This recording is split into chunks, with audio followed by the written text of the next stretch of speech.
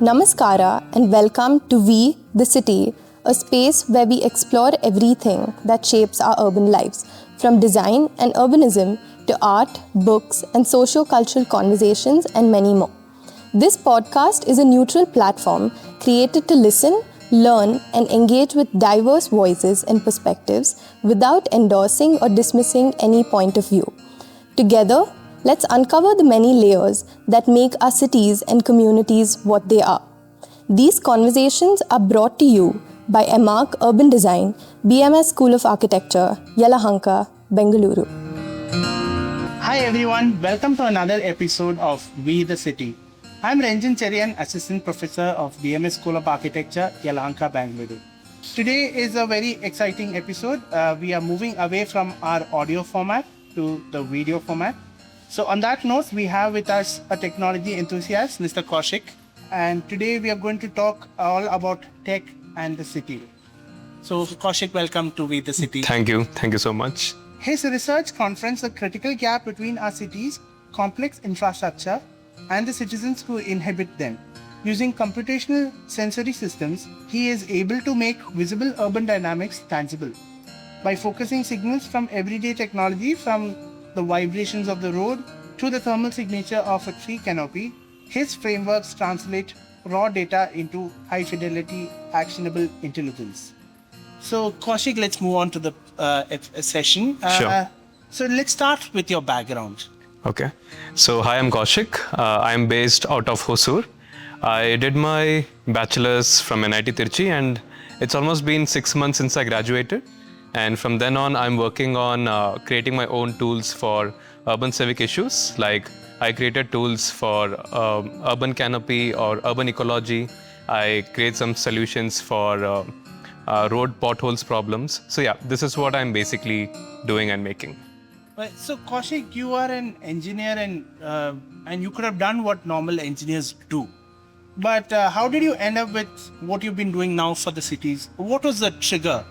Got it. So I would say I'm a builder from my mind and I'm an environmentalist from my heart.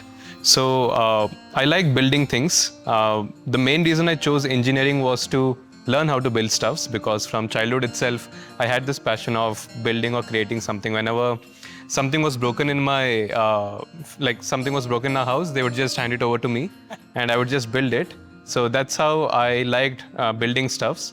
And I just came into this tech because it's very easy for me to build stuffs instead of physical one. So that's how I came to this building with technology and stuff. What is your obsession with trees and how did that come about? So it was a personal pain story. Like I would say in my second year of college, 7 trees were uprooted in my street. And when I asked people why they didn't stop those people who uprooted it, they just said that, 7 trees, it won't make a difference. And that's when I thought, we should have a data set for trees. Like if people don't know how many trees are there around them, like 7 trees, they don't know whether it's a big number or a small number. So that's how I started working on trees. I started mapping them. I started creating tools which they can use to, easily map out the trees around them. I wanted to learn more about trees, like how it plays an important role in the system that I'm creating. That's when I got an opportunity to go to Technical University of Berlin to do a research over there. There I learned more about trees, the correlation with CO2 sequestration, and how does trees reduce the temperature. And we had beautiful data set in Berlin. And that's how I got the idea of, can we have something for India like that? And during this, I also got connected with organization like Reap Benefit. And I was also doing other works, like I was also involved in revitalizing a lake which was polluted. So I collected the satellite images. I tracked how the encroachment has happened in last 8 years. I submitted to the sub-collector. And all these reports were sent to World Bank's called as Solution for Youth Employment. And there I got selected as youth advisor. Yeah. So can you tell us about your projects so far, particularly the Pune Urban Tree Intelligence Dashboard? That project. Can you just elaborate on it? Yeah, I think the main idea for that came from after I completed my internship. at TU Berlin, I just thought that we don't have a proper tree data set for India. Like in like cities like Berlin or Singapore, we have proper tree data set provided by the government. But I thought we don't have anything like that for India. And when I came back to India, I saw there is something called as Pune tree census data, but it was like in a CSV format. Like it's not a readable one, public cannot use it. So I thought, can I just use it and make a like dashboard where people can go use it? So that dashboard now has 1.79 million trees. It has all the information, how much CO2 is sequestered by each and every tree, and it also shows a digital twin of the tree. And macroscopic view, it shows each ward, like how many trees are there. So it shows us feature about how afforestation has happened, how deforestation has happened, how the concretization has happened from 2019 to 2025. So people, urban planners, bureaucrats can use it. They can see each and every ward, like how many trees are there in each and every ward, and people can see how many trees are there around the neighborhood and how is the cooling potential of these trees. It also talks about the cooling potential. So now this data set is now can be accessed by people, and even a layman can understand, as against the existing data that somebody who's not aware of tech is not able to understand. Now this is in a very understandable format. Yeah, this is in a very understandable format. And whatever I've used to create this, everything is free and open source. Everything runs in free tier, and this is also publicly available for people. Okay, so they can. Students and bureaucrats and other anyone can use that. Yeah, anyone can just go use it. It's there in the GitHub repo, and it's also there as a link. So it's always fascinating how one can work with the environment, for the larger good. In a previous episode, we had Miss Roopa. Mm-hmm. She also spoke on how these larger environmental concerns are can be tackled in a larger perspective. For those of you who have missed the session, I'll put the link in the bio. We are living in a time where the green spaces is not a luxury anymore. It used to be one. Now it cannot be treated because it's so essential for our existence. So with a database like the one that you're creating, how do you think people will demand the change that they want to see in the cities and make it more livable? Yes, just like you said, trees always had been a common resource for everyone. Like it wasn't just like a rich or an expensive commodity only staying with the rich people. So I thought instead of doing anything, if we can democratize this and give it to each and every citizen, they can themselves check what is the tree cover around their neighborhood compared to the city's total. They can map their own trees, they can make their own database, and they also have a feature called as Planting Advisor, where they can just select a plot outside their house and they can just drop in the species and they can see how many trees could be planted there and what is the cooling potential of those species over that place. So I think this will help them. This is a tool which makes them take decision and not dependent on anyone. So have you interacted with the bureaucrats and other politicians, and I just want to know how they reacted to this particular tool that is now accessible to people? So the main motivation for me to create all these tools was to democratize them, like not to keep it at a place like a government or something, but keep it publicly open so that anyone can go contribute to it or use it. Because for example, tree census data has been only done at certain cities in India. Yes. For example, Bangalore or Pune. What about places like Hosur or any tier 2, tier 3 cities? So I thought, can we first go look into citizens and then we can go talk to institutions, NGOs, organizations, and then we can come up with a data set. And once we are successful with it, once we are able to map the trees of tier 2, tier 3 cities, and then we can talk to government saying that, can we do this in a large scale? So that's what my plan has been. Yeah, I hope these kind of positive changes happen sooner.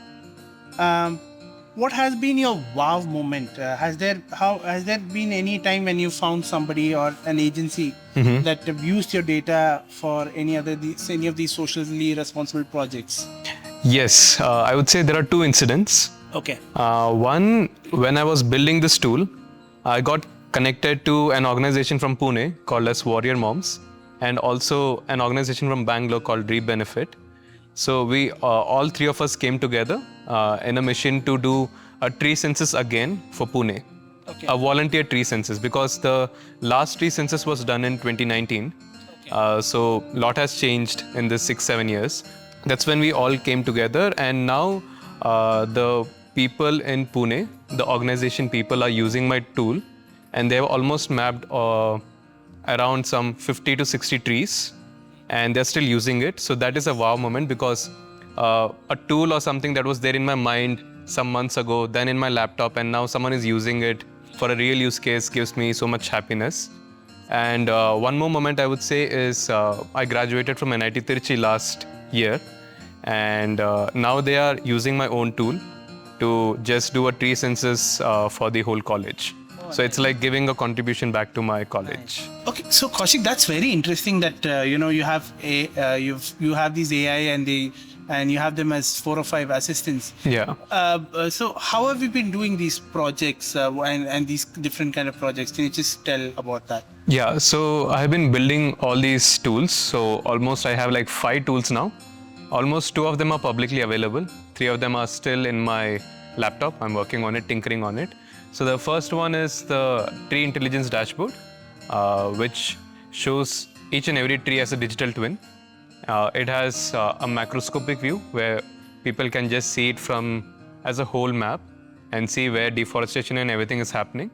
And we also have a microscopic view where you can go see each and every tree, what are the different benefits from it, whether it's an ornamental tree, flowering tree, or something like that.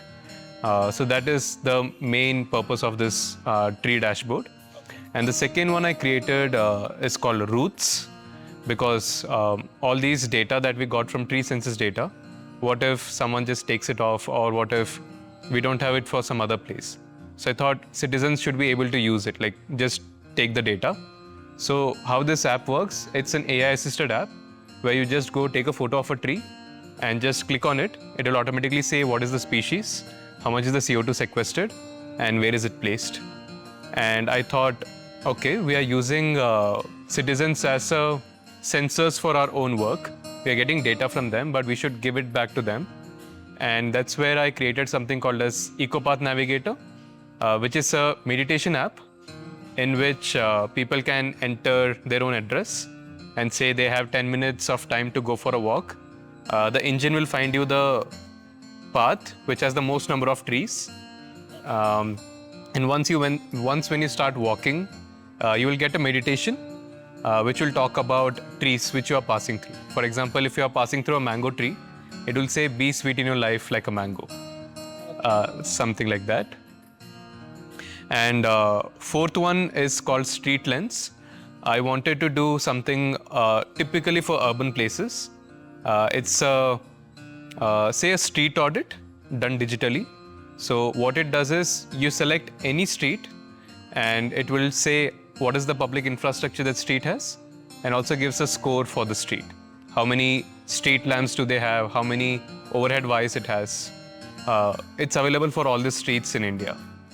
And the last one is SensePath, which is it evaluates the quality of the road.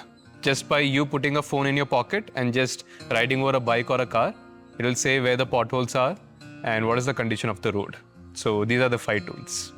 So thank you so much for being with us today and sharing your thoughts. Thank you. I can imagine the possibilities of merging technology and city building. And I hope our listeners have enjoyed the session as much as I did. And thank you so much, Kaushik. Thank you so much for having me. Thank you for listening to We the City, a space where every perspective shapes our urban story. This podcast is by the MArch Urban Design Program at BMS School of Architecture, Yelahanka, Bengaluru. Music is by Binny Johnson, faculty, BMS School of Architecture. And technical support is by Lokesh, BMS IT, Yelahanka. ಮುಂದಿನ ಬಾರಿ ಮತ್ತೆ ಭೇಟಿಯಾಗೋಣ. ಬರುವ ಭಾಗಗಳನ್ನು ಕಾದು ನೋಡಿರಿ. ಎಲ್ಲರಿಗೂ ನಮಸ್ಕಾರ.